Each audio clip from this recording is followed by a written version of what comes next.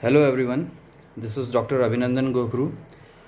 आज मैं आप लोगों से एक बहुत इम्पॉर्टेंट टॉपिक डिस्कस करने आया हूँ। And the topic is that correlation between कोविड-19 एंड ओरल हाइजीन। कोविड-19 के बारे में क्या करना है, क्या नहीं करना है, क्या क्या प्रिकॉशंस हैं, ये सब आप लोगों को पता है। और इसके बारे में कई सारे स्पेशलिस्ट जो हैं वो ऑलरेडी आप लोगों को बता भी चुके हैं और काफ़ी डेटा भी अवेलेबल हो चुका है अब तक। लेकिन बीइंग अ डेंटिस्ट, मैं ये चाहता हूँ कि मैं आप लोगों को इसका एक एस्पेक्ट और बताऊँ जिसके बारे में इतना डिस्कशन नहीं हो रहा है। वो है ओरल हाइजीन। कैसे ओरल हाइजीन का भी एक को रिलेशन है कोविड-19 इन्फेक्शन से। तो इसमें मैं आपको बेसिकली 3 पॉइंट्स डिस्क्राइब करूँगा। एक तो ये कि ओरल हाइजीन किस तरह से कोविड-19 से रिलेशन रखता है, किस तरह हम अपनी ओरल हाइजीन अभी जो करंट सिचुएशन है जिसके अंदर कि हम उसको लॉकडाउन की सिचुएशन में घर बैठ के ओरल हाइजीन को मेंटेन करें और अपने ओरल इन्फेक्शन को कम करें, जिससे कि कोविड-19 की जो सिवियरिटी है वो डिक्रीज़ हो सके। और लास्ट पॉइंट जो मैं आप लोगों को डिस्कस करूँगा वो ये बताऊँगा कि कौन कौन से ऐसे पेशेंट्स हैं जिनको इस समय अपनी ओरल हाइजीन का स्पेशली ज़्यादा ध्यान रखना है। तो सबसे पहले हम बात करते हैं कि ओरल हाइजीन और कोविड-19 के रिलेशन के बीच में। तो एक बहुत पुरानी एक तरह से सेइंग है जिसमें ये कहा जाता है that mouth is the mirror of body. यानी कि जो भी हमारे शरीर में जो भी फंक्शनिंग चल रही है वो अच्छी हो रही है या ख़राब हो रही है, जो भी है उसका काफ़ी जो एक कहते हैं रिफ्लेक्शन, वो हम अपने किसी के भी मुंह की अगर हम एक बार एग्जामिनेशन करें तो उससे काफ़ी कुछ हम पता कर सकते हैं। बिकॉज़ जो हमारी ओवरऑल हेल्थ है उसका एक तरह से इंडिकेटर है हमारा ओरल कैविटी। तो बेसिकली होता ये है कि कोविड-19 के अंदर जैसे आपने देखा कि हमारे 2 मेन एंट्री पॉइंट हैं वायरस के हमारी बॉडी के अंदर जाने के, जिसमें से एक है नोज़ और दूसरा है माउथ। इसलिए हम जो मास्क भी पहनते हैं वो इन दोनों को कवर करता है ताकि यहाँ से वायरस अंदर एंटर नहीं करे। अब बेसिकली ये तो हमें पता है कि हमें सोशल डिस्टेंसिंग रखनी है, हमें मास्क पहनना है, हमें अपने हाथ सैनिटाइज़ करने हैं, बार बार अच्छे से हाथ धोने हैं। ये सब लोग कर रहे हैं।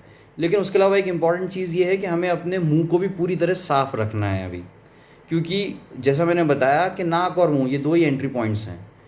तो अब उसके अंदर एक टर्म जो आजकल बहुत ज़्यादा आप लोगों ने अगर कोविड के बारे में पढ़ा होगा या देखा होगा, जो वीडियोज़ अवेलेबल हैं उसके अंदर एक टर्म है जिसको कहते हैं वायरल लोड। वायरल लोड का मतलब ये होता है कि वायरस कितनी मात्रा में या कितने अमाउंट में हमारी बॉडी के अंदर है, उसके हिसाब से डिज़ीज़ की सिवियरिटी पे फ़र्क पड़ता है। तो कुल मिला के बात यह है कि हमको अपने वायरल लोड को, अगर किसी के बॉडी में वायरस एंटर भी कर गया है तो उसको मिनिमम रखना है ताकि सिवियरिटी जो है वो कम हो, पेशेंट एसिम्प्टोमेटिक ही रहे। और कोशिश ये करनी है कि वो आगे फर्दर बढ़े नहीं, और अगर हम वायरस को अंदर एंटर ही ना करने दें तो सबसे अच्छी चीज़ है। तो बेसिकली उसके लिए हमें क्या करना है कि हमारा मुंह को हमें बिल्कुल साफ़ रखना है, क्योंकि हमारे मुंह से जो वायरस है वो आगे जाके हमारे रेस्पिरेटरी ट्रैक्ट के अंदर भी जा सकता है और वहाँ से वो लंग्स के अंदर भी जा सकता है, जिसके बाद सारी प्रॉब्लम्स जो ब्रीदिंग है और जो कंजेशन हो रहा है वो सारी प्रॉब्लम शुरू हो सकती है। तो इसलिए इसको ओरल कैविटी के अंदर ही रोकना बहुत ज़रूरी है। उसके लिए हमें ओरल हाइजीन मेंटेन करना ज़रूरी है। तो सबसे पहले उसके अंदर जो पॉइंट्स आते हैं कि हम कैसे मेंटेन करें, तो यूजुअली तो क्या होता है कि जैसे क्लिनिक्स के अंदर जो स्केलिंग होती है, जो मशीन्स अवेलेबल होती है टूथ क्लीनिंग के लिए, उससे करा सकते हैं। लेकिन अभी क्योंकि लोगों के अंदर थोड़ा सा फियर है बिकॉज ऑफ कोविड-19 कि हम लोग जाएं या नहीं जाएं। वैसे तो एक चीज़ ये मैं आपको बता दूं कि सारे डॉक्टर्स पूरी रिस्पॉन्सिबिलिटी के साथ और सारे प्रोटोकॉल फॉलो कर रहे हैं, तो उस वजह से कोई दिक्कत नहीं है। लेकिन फिर भी क्योंकि लोगों को एक साइकोलॉजिकली ऐसा फियर है कि अभी हमको क्लिनिक्स नहीं जाना है, तो हम घर पे रह के कैसे अपनी हाइजीन मेंटेन कर सकते हैं उसके बारे में कुछ मैं आप लोगों से डिस्कस करता हूँ। तो उसमें सबसे पहली चीज़ है कि chlorhexidine mouth wash. Chlorhexidine mouth wash अलग अलग ब्रांड्स के और अलग अलग जो कंपनीज़ के बहुत सारे मार्केट में बहुत इजीली अवेलेबल हैं, जिनको आप यूज़ करिए। बिकॉज कई सारी ऐसी स्टडीज़ आई हैं जिसमें ये आया है कि जो क्लोरहेक्सिडिन है वो वायरस को डीएक्टिवेट करने में या वायरल लोड कम करने में बहुत हेल्पफुल है। तो एटलीस्ट उसको दिन में 2 बार आप करें, उसको 1 से 1.5 मिनट तक मुंह के अंदर अच्छे से घुमाएं, कुल्ला करें और उसके बाद उसको थूकें और उसके बाद पानी से मुंह को साफ़ कर लें। और रात को सोने से पहले ज़रूर ऐसा करें। उसके अलावा दूसरी इंपॉर्टेंट चीज़ ये है, हम अपने हाथ साफ़ करते हैं कुछ भी खाने से पहले, उसी तरह हमें ब्रश करने से पहले अपना जो ब्रश है उसके ब्रिसल्स को भी बहुत अच्छे से साफ़ करना चाहिए करंट सिचुएशन में, क्योंकि यूजुअली ठीक है हम लोग उसको ऐसे ही पानी से साफ़ करते हैं और ब्रश करने लग जाते हैं, लेकिन अभी जो इन्फेक्शन का टाइम चल रहा है उसके अंदर हमें अपने ब्रश को भी एक तरह से सैनिटाइज़ करना चाहिए। तो उसको कैसे करें? तो उसके अंदर भी आप क्या कर सकते हैं कि जो क्लोरहेक्सिडिन माउथ वॉश है उसके अंदर आप जो ब्रश है उसका वर्किंग एंड जो है जिसमें ब्रिसल्स है उसको आप डिप करके छोड़ दीजिए 2 से 3 मिनट के लिए, और फिर उसको निकाल के पानी से साफ़ कर लीजिए, तो वो एक तरह से स्टरलाइज हो जाता है, तो ब्रश भी साफ़ हो जाता है। तो यानी कि ब्रश के ऊपर भी अगर कोई गंदगी लगी हो तो वो भी मुंह में नहीं जाएगी, क्योंकि वायरस तो उसके थ्रू भी अंदर जा सकता है। फिर कई सारी ऐसी जगह हैं हमारे मुंह के अंदर जिनको हम रेगुलरली नहीं भी साफ़ करते हैं तो चलता है, लेकिन अभी की सिचुएशन में हमें उनको भी अच्छे से साफ़ करना है। जैसे दांतों की बीच की जो जगह होती है उसको साफ़ करने के लिए कुछ जो टूल्स आते हैं या जिनको हम इक्विपमेंट्स कहें, जैसे कि इंटरडेंटल ब्रश आता है या फ्लॉसेस अवेलेबल है मार्केट में जिनको आप यूज़ कर सकते हैं। तो ये तरीके हैं जिनसे आपको साफ़ रखना है अपना मुंह। 2 बार ब्रश करना ही है, जो हम हमेशा पेशेंट्स को कहते हैं, सुबह भी और एक बार रात को सोने से पहले भी। इन सब चीज़ों का ध्यान रखना है। और क्लोरहेक्सिडिन माउथ वॉश इसमें सबसे ज़्यादा हेल्पफुल है, जिसको स्पेशली आप लोगों को करना ही करना है, दिन में एटलीस्ट 2 बार।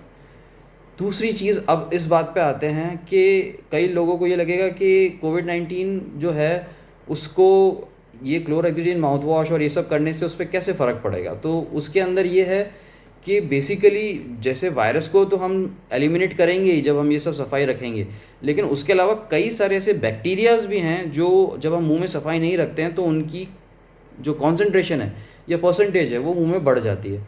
तो उस वजह से क्या होता है कि वो बैक्टीरियाज में भी कई सारे ऐसे हैं जिनको हम रेस्पिरेटरी पैथोजेंस कहते हैं, यानी कि जो सांस की बीमारियां कॉज कर सकते हैं।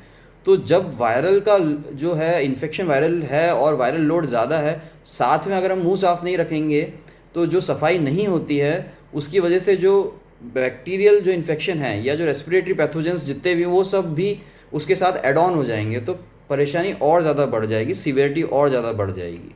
तो इसलिए दोनों मिलके फिर और ज़्यादा डैमेज करते हैं। इसलिए इस सिचुएशन में जबकि ये प्रॉब्लम बहुत सीवियर हो रही है तो हमें ओरल हाइजीन का बहुत ज़्यादा ध्यान रखना चाहिए। दूसरी इम्पॉर्टेंट बात यह है कि अब किन किन ऐसे पेशेंट्स हैं जो कि जिन्हें ओरल हाइजीन ज़्यादा मेंटेन करने की ज़रूरत है। वैसे तो सबको ही करना चाहिए, लेकिन स्पेशली कुछ पेशेंट्स जिनको कि हम जैसे कहते हैं कि कोमॉर्बिडिटीज़, यानी कि ऐसी बीमारियां जिनकी वजह से किसी भी तरह का इन्फेक्शन होने के चांसेस ज़्यादा होते हैं, जैसे डायबिटिक पेशेंट्स हैं या कैंसर पेशेंट्स हैं या एस्थमेटिक्स हैं। इनके अंदर क्योंकि कोई भी इन्फेक्शन अभी के सिचुएशन में ज़्यादा होने की, वायरस की वजह से कोविड-19 इन्फेक्शन ज़्यादा होने के चांसेस है।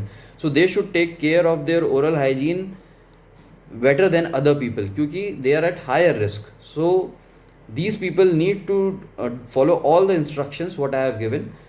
और दूसरा कारण ये है क्योंकि ये जो केसेस हैं स्पेशली जैसे डायबिटिक्स हैं, तो उनके अंदर वैसे भी ओरल हाइजीन मेंटेन करना थोड़ा सा मुश्किल होता है, बिकॉज जब ब्लड शुगर लेवल ज़्यादा होता है तो मुंह के अंदर जो नॉर्मल बैक्टीरियाज जो होते हैं वो भी ज़्यादा कंसंट्रेशन में होते हैं और उनको ओरल प्रॉब्लम्स नॉर्मल लोगों से ज़्यादा होती हैं।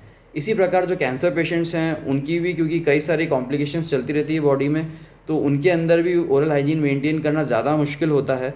तो इस तरह के जो भी पेशेंट्स हैं उनको अपना ओरल हाइजीन थोड़ा ज़्यादा मेंटेन करना है, ताकि हम वायरल लोड जितना भी शरीर के अंदर है उसको कम से कम कर सकें या वायरस की एंट्री को बिल्कुल बंद कर सकें।